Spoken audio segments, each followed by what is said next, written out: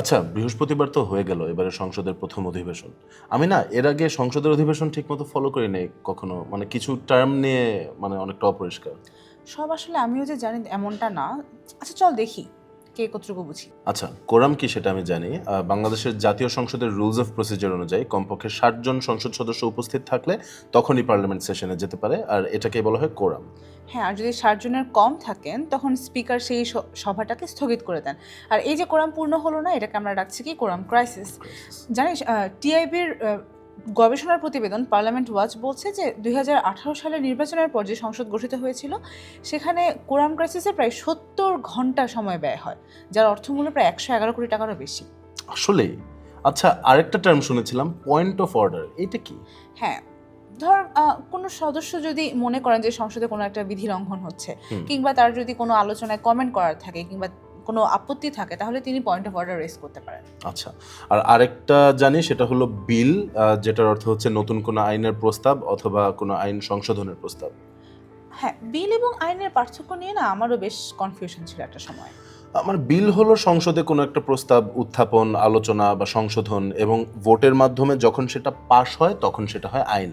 আর দুই ধরনের বিল আছে, সরকারি আর বেসরকারি।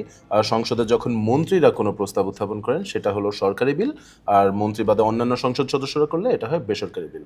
আচ্ছা, তারপর আরেকটা টার্ম শুনেছিলাম যে ফ্লোর, মানে ফ্লোর কি সেটা আমি জানি, যেমন মানে এমপিরা যখন কথা বলেন তখন বলা হয় যে ফ্লোরে বক্তব্য দিচ্ছেন তারা, কিন্তু ফ্লোর ক্রসিং জিনিসটা কি? এটা হলো কোনো এমপি যদি নিজের দলের বিপক্ষে গিয়ে বিপরীত পক্ষের প্রস্তাব বা সিদ্ধান্তের পক্ষে ভোট দেন তখন এটাকে বলা হয় ফ্লোর ক্রসিং।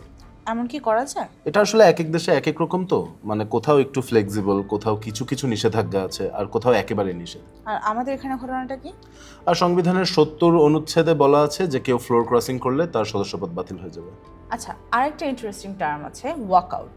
মানে কোনো বিষয় নিয়ে প্রতিবাদ জানাতে যদি কোনো সংসদ থেকে কোনো সদস্য যদি বের হয়ে যান তখন সেটাকে আমরা ওয়াকআউট বলে থাকি। হ্যাঁ, তবে সদস্যপদ রাখতে হলে ওই সদস্যকে ৯০ বৈঠক দিবসের মধ্যে ফিরতে হবে, আর যদি না ফিরেন তাহলে পদ বাতিল হয়ে যাবে।